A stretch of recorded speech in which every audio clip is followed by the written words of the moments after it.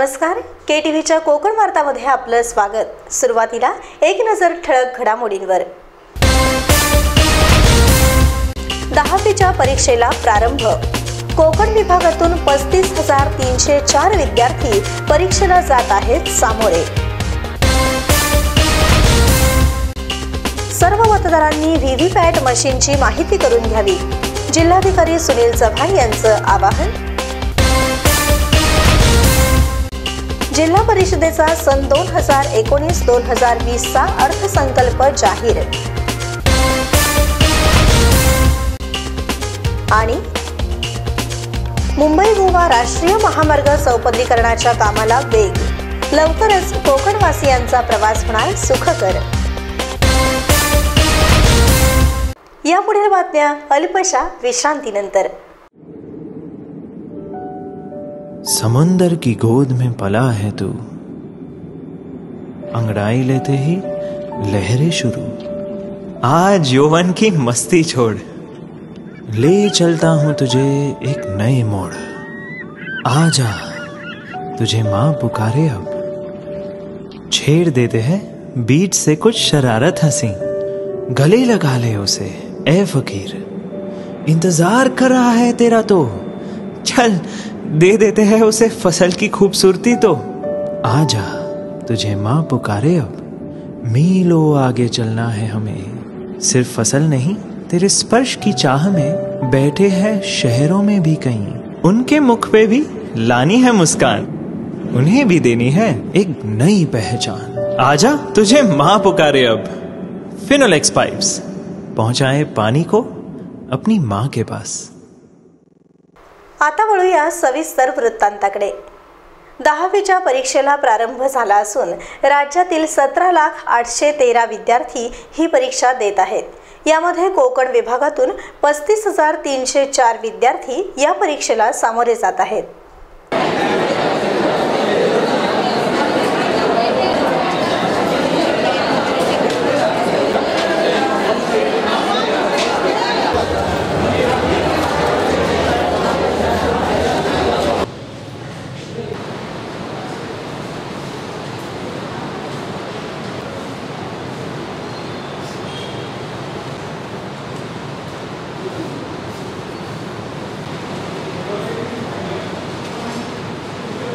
कोकण विभागाअंतर्गत रत्नागिरी जिल्ह्यातील 403 माध्यमिक शाळांमधील 23,855 विद्यार्थी परीक्षेला बसले आहेत, तर सिंधुदुर्ग जिल्ह्यातील 225 शाळांमधील 11,443 विद्यार्थी परीक्षा देत आहेत।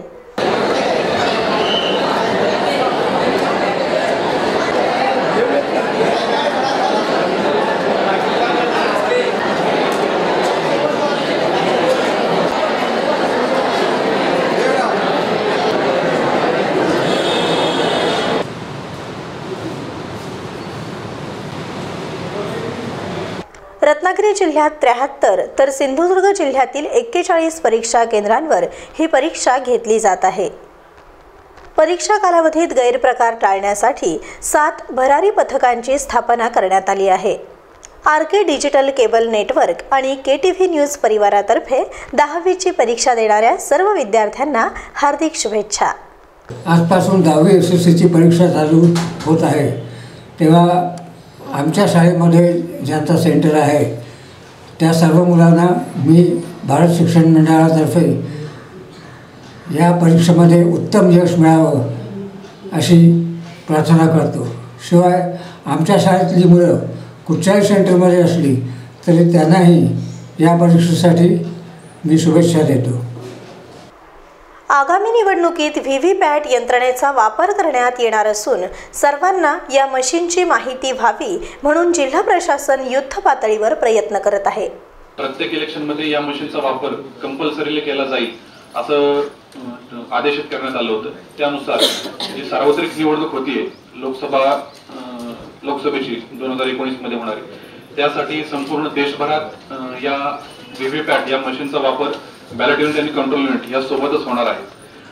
आपल्यापैकी कित्येक जिल्हा परिषद सदस्यांनी आपापल्या गावामध्ये या मशीनचं डेमॉन्स्ट्रेशन बघितलेलं असेलच, पण तरी सगळ्यांना एकत्रितपणे डेमॉन्स्ट्रेशन देऊन ही प्रक्रिया आपण सुरू केली।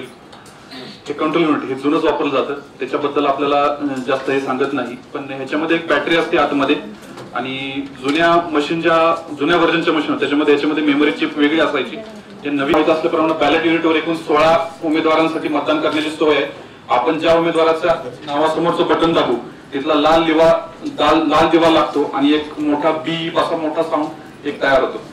आगामी लोकसभा निवडणुकीत मतदानासाठी व्हीव्हीपॅट मशीनचा वापर करण्यात येणार असल्याने त्याची माहिती सर्व मतदारांना, लोकप्रतिनिधींना व्हावी म्हणून जिल्हाधिकारी सुनील चव्हाण विशेष प्रयत्न करणार आहेत.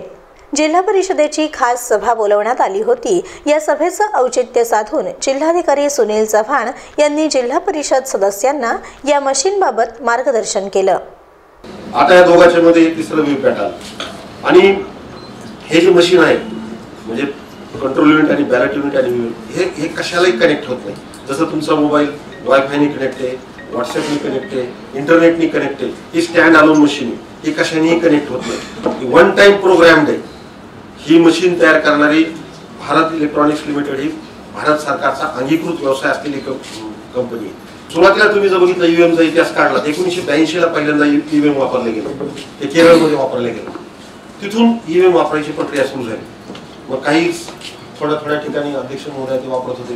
नंतर पुढे 2004 पासून त्याचा वापर वाढत गेला आणि आता या प्रक्रियेमध्ये यावर्षी आपण सगळ्याच लोकसभा मतदारसंघामध्ये याचा वापर करणार आहोत.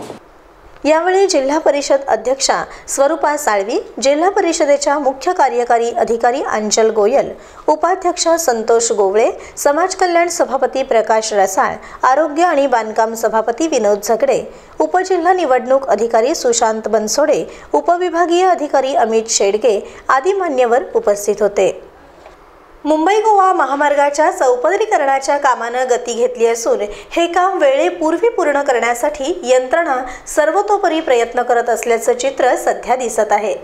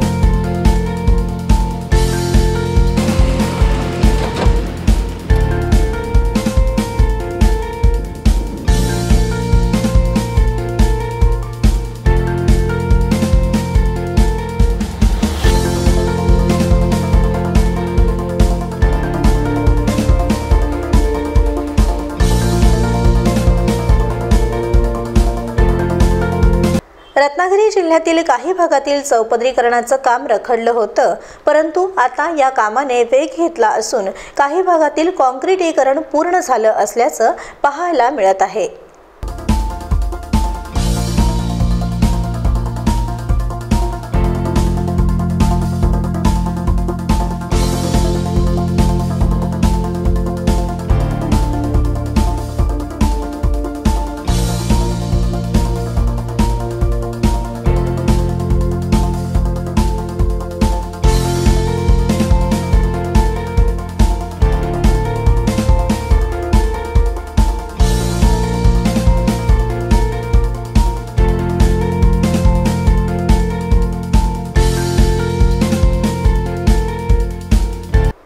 दरम्यान 2019 वर्षाअखेरपर्यंत हे काम पूर्ण करण्यासाठी सार्वजनिक बांधकाम विभाग जोरात कामाला लागला आहे. त्यामुळे लवकरच एक्सप्रेस हायवेचा अनुभव कोकणवासियांना मिळणार असल्यानं समाधान व्यक्त केलं जात आहे. रत्नागिरी जिल्हा परिषदेचं सन 2018-2019चं अंतिम अंदाजपत्रक आणि सन 2019-2020चं अंदाजपत्रक अनुक्रमे 28,42,70,090 रुपये आणि 24,20,92,046 रुपये रकमेनं अध्यक्षा स्वरूपा साळवी यांच्या अध्यक्षतेखाली झालेल्या सभेत मंजूर करण्यात आलं. मूळ अंदाजपत्रक तयार करताना प्रथम कमी रकमेचे अंदाजपत्रक तयार करावं लागतं, कारण त्यावेळी पुढील वित्तीय वर्षात नेमके किती अनुदान मिळेल याचा अंदाज करता येत नाही. जर जादा रकमेचे अंदाजपत्रक केलं आणि त्याप्रमाणे जिल्हा परिषदेला अनुदान प्राप्त झालं नाही तर तरतूद केल्याप्रमाणे योजनांच्या खर्चासाठी रक्कम उपलब्ध होऊ शकत नाही व त्यामुळे केलेले अंदाजपत्रक वास्तववादी होत नाही। ही वस्तुस्थिती विचारात घेऊन सन 2019, 18 आणि 19 अंतिम सुधारित अंदाजपत्रक व सन 19-20 मूळ अंदाजपत्रक तयार करण्यात आलेला आहे। 2018-19 ची अंतिम सुधारित तरतूद रुपये 1,53,80,200 एवढी असून सन 2019 ची मूळ तरतूद आणि सभागृहाला त्याद्वारे विनंती करीत आहे। थोड्या रकमांमध्ये आपल्याला थोड्याच रकमेमध्ये आपल्याला ते सादर करावं लागते, तर माझी विनंती असेल आपल्या सर्वांना की आपण ते या सभागृहामध्ये त्याला मान्यता द्यावी। जय हिंद, जय महाराष्ट्र। छत्रपती शिवाजी सभागृहात खास अंदाजपत्रक सर्वसाधारण सभा आयोजित करण्यात आली होती। सर्वानुमते मंजूर झालेल्या सभेत जिल्हा परिषद सदस्य विक्रांत जाधव यांनी सभेचे काही मुद्दे मांडले। त्यांच्या मुद्द्यांना स्वरूपा साळवी यांनी उत्तरे दिली। परंतु या जिल्हा परिषदेमध्ये आल्यापासून या जिल्हा परिषदेच्या मार्फत मला बघण्यापेक्षा इथं बसलेल्या सदस्यांना वर्षाला लाख, 2 लाख, 2.5 लाख, 3 लाख रुपये मिळतात। त्या 2-3 लाख रुपयामध्ये अध्यक्ष महोदय काही भागण्याचं नाहीये। बोलताना अतिशय वाईट वाटतं की पहिल्या माझ्यामध्ये मी चुकत नसेल, मी आठवत नाही मला, परंतु पहिल्या बजेटमध्ये सन्माननीय सदस्य बने साहेबांनी त्या ठिकाणी सभागृहातच सांगितलं की 5 वेळा निवडून आलो, परंतु पहिल्यांदा मला आज भीती वाटते लोकांच्यात जायला, लोक आपल्याला जाब विचारतील अशा प्रकारची भीती मला या 5 वर्षाच्या 5 टर्म मध्ये मला पहिल्यांदा वाटते। आम्ही नवीन आम्हाला ही भीती वाटणं स्वाभाविक आहे, परंतु जर 5-5 टर्म निवडून आलेले जर व्यक्तीला देखील सदस्यांना देखील जर भीती वाटत असेल तर आम्ही तर नवीन आहोत। आणि त्यामुळे माझी आपल्याला अशी विनंती आहे की मी सातत्याने प्रश्न मांडतो, माझे काहीच प्रश्न आहेत त्याची आपण अध्यक्ष महोदय उत्तर द्यावी। गोष्टी की आमच्या सदस्यांना ते मिळत नाही, म्हणजे जो निधी आहे तो तुटपुंजा आहे आणि त्याच्यात आपण हे सगळं करतोय। तर माझा यावेळेला आग्रह आहे आणि त्या पद्धतीनेच आम्ही ते बजेट केले की प्रत्येक सदस्याला किमान 3च्या पुढे तरी आपल्याला काहीतरी मिळेल, एवढं तरी आम्ही त्याची तरतूद आत्ताच्या ह्याच्यामध्ये करतो। यावेळी सदस्य उदय बने यांनी काही सूचना सभेत मांडल्या। तुटपुंजा होता आपलं बजेट, पण मी माझा स्वतःला निधी घेतला नाहीये। वास्तविक मी अध्यक्ष असल्यामुळे मी जास्तीत जास्त पैसा न्यायला पाहिजे होता, पण मी विचार काय केला की माझ्या सगळ्या सदस्यांना मिळतोय, तिथे विरोधी पक्ष आणि आमचा पक्ष असा कुठेच विषय नाही। बजेटवरती बोलूया आणि जर का तुमचा माझ्यावरती विश्वास असेल तर तुम्ही आजचा हा विषय इथं थांबवा। मी शब्द दिला आहे की आपण सगळ्यांना सर्वसमावेशक अशा पद्धतीचा आपण करतो। बजेट तुटपुंजा की मोठा याच्यापेक्षा आपल्या स्वतःच्या उत्पन्नाचा बजेट, आता उत्पन्नाच्या बाबी कशा वाढवायच्या वगैरे आपणच सगळं ठरवायचं आहे आणि मला वाटतं त्याच्यावर बैठका होतात, सुरुवात देखील झालेली आहे। परंतु प्रतिवर्षापेक्षा आता यंदाचं जे 19-20चं मूळ बजेट आहे ते माझ्या माहितीप्रमाणे 2 ते 2.5 कोटीने जास्त आहे। खरं आहे ना? गेल्या वर्षीच्या तुलनेत या वर्षीचं मूळ बजेट जे होत आहे ते 2-2.5 कोटीने जास्त आहे। त्यामुळे नक्कीच एक चांगली सुरुवात या ठिकाणी बजेटला झालेली आहे। यावेळी व्यासपीठावर मुख्य कार्यकारी अधिकारी आंचल गोयल, उपाध्यक्ष संतोष गोवळे, अतिरिक्त मुख्य कार्यकारी अधिकारी RK बामणे, बांधकाम आणि आरोग्य समितीचे सभापती विनोद झगडे, समाज कल्याण सभापती प्रकाश रसाळ, महिला बालकल्याण सभापती साधना साळवी उपस्थित होत्या। तसंच सदस्य अरुण कदम, संतोष थेराडे, रचना महाडिक, चारुता कामतेकर यांच्यासह अनेक सदस्य उपस्थित होते। पुन्हा एक नजर ठळक घडामोडींवर। 10वीच्या परीक्षेला प्रारंभ। कोकण विभागातून 35,304 विद्यार्थी परीक्षेला जात आहेत सामोरे। सर्व मतदारांनी व्हीव्हीपॅट मशीनची माहिती करून घ्यावी, जिल्हाधिकारी सुनील चव्हाण यांचं आवाहन। जिल्हा परिषदेचा सन 2019-2020 चा अर्थसंकल्प जाहीर। आणि मुंबई गोवा राष्ट्रीय महामार्ग चौपदरीकरणाच्या कामाला वेग, लवकरच कोकणवासियांचा प्रवास होणार सुखकर। याबरोबरच हे बातमीपत्र संपलं। धन्यवाद।